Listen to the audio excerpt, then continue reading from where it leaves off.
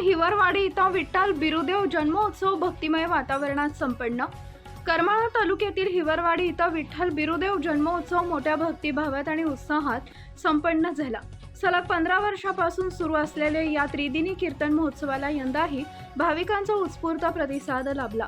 हरिभक्तपरायण गुरुवर्य रामभाऊ राऊत महाराज यांच्या कृपाशीर्वादानं व हरिभक्तपरायण लखन महाराज पवार यांच्या मार्गदर्शनाखाली आयोजित या महोत्सवाची सांगता काल्याच्या कीर्तनानं झाली।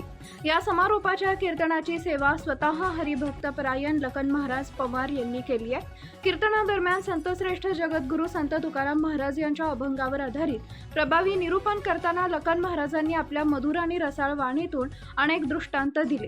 त्यांनी सांगितले की आई वडिलांची सेवा हीच खरी पंढरीची वारी असून त्यांच्यातच पांडुरंगाचं दर्शन घडते।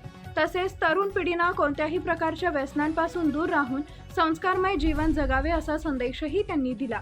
या उत्सवात पंचक्रोशीतील हजारो भाविक भक्त मोठ्या संख्येने उपस्थित होते। तिन्ही दिवस महाप्रसादाचं आयोजन करण्यात आले होते, ज्याचा लाभ भाविकांनी घेतला।